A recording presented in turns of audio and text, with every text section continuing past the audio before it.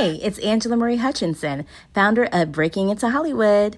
This podcast is a beta test produced using Google's Podcast LM with AI voices.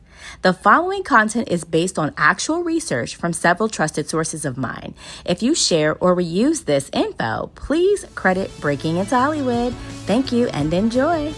Today we're diving into something pretty crucial if you're in the content world or honestly even just curious about it. Yeah, we're talking about what the big players, platforms like Apple TV, ESPN, HBO, Spotify are actually looking for right now.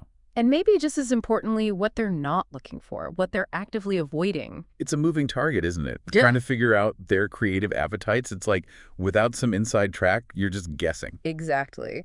And knowing what kinds of projects, what genres, what formats are hot and which are definitely not. Well, that's invaluable. Absolutely. It's gold. So the insights we're unpacking today come from a really specific source. It was shared on something called Mandate Monday back on June 16th. Right, and the source is Angela Marie Hutchinson. She's head of IP and talent ventures at RPM Talent Agency and also founded Breaking Into Hollywood. So someone definitely in the know. For sure. She shared this intel to help people understand what these platforms are actually seeking. And our mission today is basically to break that down for you. Think of it as getting the key takeaways, the real nuggets of knowledge from her intel without you having to sift through everything. Yeah, a shortcut. So if you're trying to understand where the opportunities might be or what kinds of stories are clicking right now, Or even if you just like knowing what's getting made and why. then this deep dive is definitely for you. All right, should we jump in? Platform by platform. Let's do it. First up, Apple TV. Okay, Apple TV. Now this one starts off interestingly. Right. The intel literally says, and I'm quoting, "Because we buy less, we want to hear it all. We truly have no mandate." But then, right after that, it gives a whole list of very specific things they're looking for. It seems like a bit of a contradiction. It does on the surface, yeah. Yeah. But I think no mandate might mean they aren't locking themselves into just one specific genre. Yeah. You know, like they're not only sci-fi or only comedy. Ah, okay. So open in terms of genre category, maybe? Yeah, but the list that follows shows they have really specific tastes, a very clear filter for what fits their brand. It's less about genre mandate, maybe more about a quality or brand mandate. That makes sense. They want premium content. The intel says that explicitly. And wouldn't do anything too salacious. Exactly, which fits perfectly with Apple's whole image, right? Everything feels very polished, very high-end, curated. Totally. So that premium filter is key. And the intel points to their bread and butter right now.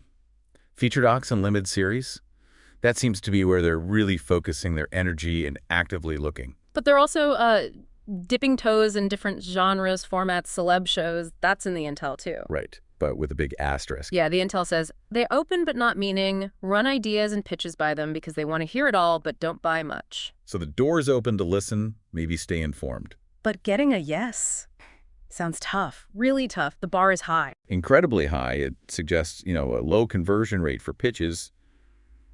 They're listening, maybe for that one amazing outlier, but the standard is super rigorous. The intel actually compares them. It says they're more HBO level than a Netflix. Then that tells you a lot, doesn't it?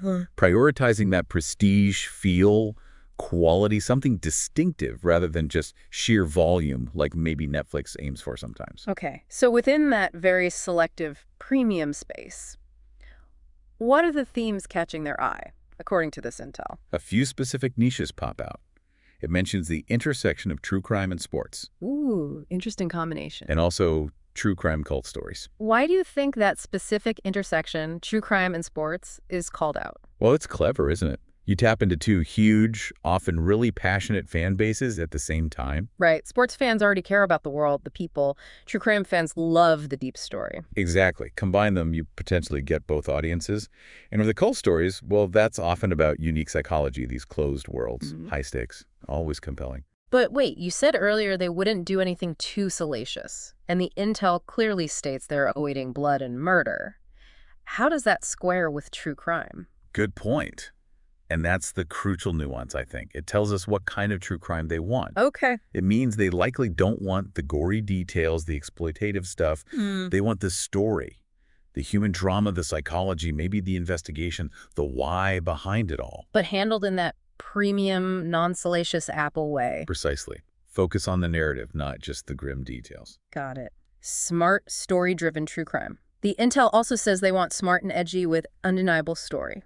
Yeah, undeniable story. That phrase jumps out. It means something so compelling, so unique, it just has to be told, but still fits that smart, edgy premium mold. Makes sense. And it's not just crime and sports, right? There's mention of lifestyle, too. Yeah, fashion, food, travel, new culture, learning about a new food. Again, you have to assume it's through that premium lens. So probably not your basic travel show, more like exploring the culture, the artistry behind it. Yeah. Exactly. High-end exploration. Okay, let's circle back to sports because it gets a lot of focus here.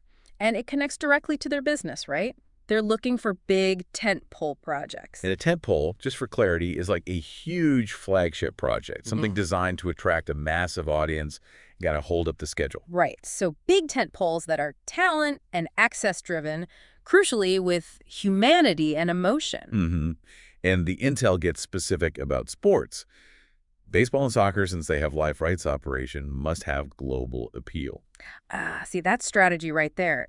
Content supporting their live sports investments. They have MLS soccer, MLB games. So creating documentaries or series around those sports, especially ones with global reach, just makes sense. It builds the audience for what they already own. Smart synergy. And specifically for soccer, they want projects that intersect lifestyle and culture. Yeah, so probably less about the game itself, more about the world around it. Player stories, fan culture, global impact, that kind of thing. Broadens the appeal. The intel also highlights opportunities for massive female talent, specifically mentioning WNBA and collegiate sports cannot be domestic. Okay, that cannot be domestic part is interesting. Why do you think? Could be rights issues. Domestic broadcast rights for WNBA and big college sports are often tied up with other networks. Very complex. That's probably it. Or maybe they just see more unique, untold stories internationally in women's hoops. Either way, the intel stresses taking the stance that women athletes are athletes from a storytelling perspective. Which is great, framing their stories as inherently compelling, not just like a niche interest. Absolutely. They're also looking at Olympic programming, but the intel flags, it might be tough because NBC Peacock has the rights. Yeah, another rights hurdle. And interest in NFL and F1 is mentioned too, so it sounds like a very curated sports appetite, often linked to their global strategy or existing rights deals. That seems to be the pattern. Now, what about what they're not looking for, the avoid list? Pretty clear and fits the brand. Game shows, reality competition, and shiny floor. And shiny floor. That's those big, flashy studio entertainment shows, right? Yeah. Like singing contests or obstacle courses. Exactly. So avoiding those really doubles down on their focus on premium narrative stuff, not broad reality. Makes sense. And we mentioned it, but worth repeating. Avoiding blood and murder. Their true crime interest is very specific. Right. So sum up Apple TV, highly selective, premium brand feel, focus on feature docs, limited series, specific sports angles tied to rights and global appeal, niche true crime and culture, and definitely no broad reality, game shows, or graphic violence. Okay. Let's shift gears now, over to ESPN. All right, ESPN. Obviously sports-focused, but this intel gives some specific direction. It notes they are already building slate for 2027. Wow, 2027, that's planning way ahead. It shows you the long lead times for these big sports docs. It really does. But, and this is crucial, the intel adds, despite this, for the right evergreen project, they can move mountains. Move mountains. I like that. So even with a packed schedule, if something truly exceptional comes along, Something with lasting appeal, evergreen, relevant over time. they might find a way to make it happen sooner. Exactly. It's the exception that proves the rule. That project has to be that good.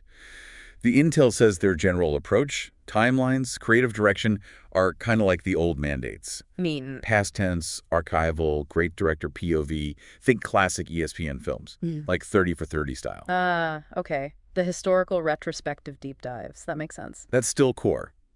But the films division is also described as an open brand. So if something more immediate, more verite or contemporary really grabs them. Verite, like fly on the wall, capturing things as they happen. Right, observational style. So if a really powerful present-day story comes along with amazing access, they're open to it, even if it's not historical. Okay, so tradition plus some openness. And it says the ESPN series side is where there's most change, lots of effort, looking for big swings. Yeah, the series format seems to be where they're pushing innovation more. What kind of big swings are they looking for there? The intel specifies needing great access to a big team. That's key. But not just any access, right? No, crucially, The storytelling around the team needs to resonate with a wider audience. Yeah. It can't just be for the die-hard fans of that team. Needs broader appeal, universal themes. Exactly. Access with purpose, the Intel calls it. Finding stories and characters within that access that connect with people generally. Teamwork, struggle, triumph, the human stuff. Gotcha. And echoing what we heard about Apple, ESPN is also specifically looking for star athlete, specifically female, stories. Uses Serena Williams as an example. Confirms that focus on powerful female athlete narratives across the board, it seems. It's a definite area of interest. They also want timely stories that touch on the internet, social media, digital age. That's smart. Brings their focus into the now. Sports and online culture are so intertwined today. Yeah, you can't really separate. So exploring that intersection, fan communities, player branding, controversies that reflects how sports work now. The Intel mentions a big Yankee series is coming in a few years. Right. And they're looking for other regions of the country to complement this series. So opportunity there if you have a great story or access to a team from a different region, maybe one with a unique history or culture. Makes sense. And they're also hungry for a 21st century baseball story that ties into changing demos of baseball. Interesting. So not just on-field action, but how the audience for baseball is changing. Yeah, connecting with younger fans, diverse communities maybe, stories about players from different backgrounds. Could be, reflected the evolution of the sport and its fan base. And finally, on the looking for list for ESPN. They're open to podcast audio pitches, specifically mentioning 30 for 30 podcasting. Right, so audio is still very much in play for them, building on that strong 30 for 30 brand. Okay. Now, what's on ESPN's not looking for list, according to this intel? First one, staying away from Olympic stories. Why? Licensing and rights has proven to be too tricky. Same issue. Apple flagged. Sounds like the Olympics are just a complex beast for original content outside the main broadcaster. Seems that way. Also, they note they've been getting a lot of soccer and pickleball pitches. Uh-oh. Popular topics. Yeah, and while it doesn't mean those sports are totally off limits, the intel says it's a bit saturated. So your pitch needs to be amazing, truly unique, access, incredible angles, something to really cut through the noise. Exactly. The bar's just higher there right now because they're seeing so much of it. And finally, they're avoiding narrow pitches. Specifically, less interested in series that are focused on niche come-up athlete. Okay. So generally aiming for broader appeal. Established names, bigger teams. Unless maybe that come-up story is just unbelievably compelling. That feels right. The focus seems to be on stories with wider resonance, access that reveals something bigger, rather than just serving a small niche fan base or following an athlete yet to break through, unless their journey itself is that undeniable story we talked about earlier. Right. Okay, so we've done Apple's premium world, ESPN's sports focus with its mix of old and new, now HBO and Spotify, and this is where the intel gets really interesting, maybe even a bit strange. Yeah, this is fascinating.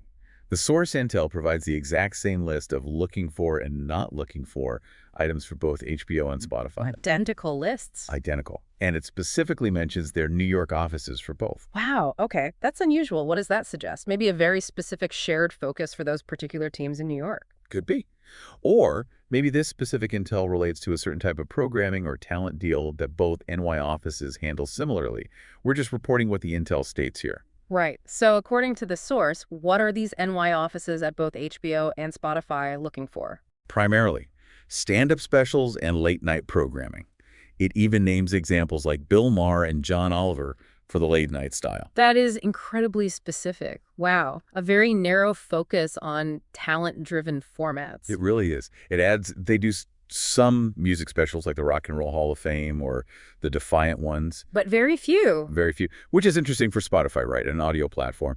But this intel suggests this NY team's focus isn't primarily music content, more visual specials. Yeah. And the intel says they only program Friday nights and occasionally a Sunday special, very little inventory. And that limited inventory piece is key. It explains why they'd be so very talent-driven. Makes sense. With only a few slots, the talent has to be the main draw, the main filter. Exactly. And it clarifies not necessarily a celeb, but the subject must have a strong POV. So not just fame for fame's sake. It's about having a distinct voice, a unique perspective, someone with something to say. Which fits perfectly for stand-up, or that kind of commentary-driven late-night style. The point of view is the product. Right. The intel does say they'll consider scripted or lightly scripted specials, mentioning Between the World and Me as an example. But then it immediately adds that all other scripted pitches go through the LA office. So these NY teams, based on this intel, really laser-focused on specials, late-night adjacent stuff, heavily reliant on talent or a strong perspective. Seems like it. And for comedians specifically, it says they are always open to meeting new comedy talent for specials. That's a pretty direct invitation. Good to know for comics out there. They also mention looking for traditional docs. Yeah, that seems to be a common thread across platforms, doesn't it? Though the angle might differ. True. And traditional docs, especially if they're driven by a strong subject or personality, would fit that limited inventory, high-impact model too. Definitely. Okay, now the not looking for list, the one that's identical for both HBO and Spotify NY offices in this intel. Right. And it targets some big unscripted genres. They are told to avoid talent competition shows. Makes sense given their focus on individual stand-ups and POVs. Totally. Also avoiding Reno shows focused on hotels, castles, lake houses, etc. So no fixing up grand properties? Nope. And any animal-centered shows. No cute critters either. And finally, avoid in the kitchen cooking shows. Okay, so for these specific teams in New York, the mandate sounds incredibly tight.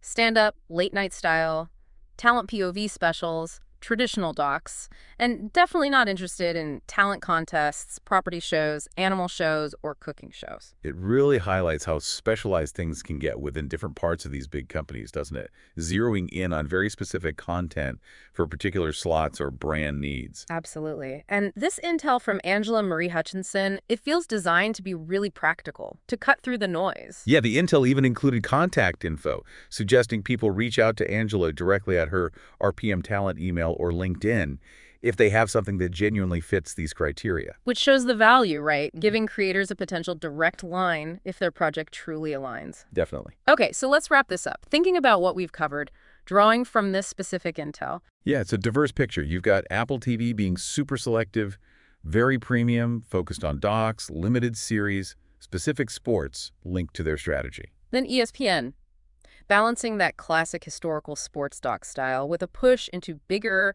access-heavy contemporary series, especially spotlighting female athletes. And then this really specific shared mandate the intel describes for certain HBO and Spotify teams in New York focused on very limited slots for talent-driven specials, stand-up, late-night, and traditional docs, while saying no to a lot of popular unscripted genres. So the core takeaway, based on this intel, while some areas seem saturated or off the table for these specific mandates, Platforms are actively looking for compelling stories, for unique access, for distinct voices. Particularly, it seems, in areas like sports, docs, and certain talent-driven formats, all viewed through their own specific brand filters. understanding these mandates, even if they're just snapshots like this intel provides, it's like having, well, maybe not a perfect map, but at least a compass. Yeah, it helps you navigate, gives you a sense of where some doors might be open and where others, according to this intel, are clearly closed right now. Right. And it leaves us with a final thought, maybe something for you to chew on. Mm-hmm. Given these very specific needs and the clear no thank yous we heard about, what about the truly great stories, the undeniable voices that don't neatly fit into any of these current boxes? That's a great question. Are there amazing ideas out there just waiting for a platform willing to do what ESPN mentioned, willing to move mountains, not because it fits a mandate, but just because the story itself is too powerful, too important to ignore? Something to definitely think about as this whole content world keeps shifting. Absolutely. That's it for this deep dive. Hey, Angela Marie Hutchinson here again. Thanks for listening. If you have thoughts or feedback, I definitely want to know. So be sure to connect with me on LinkedIn so we can thrive together.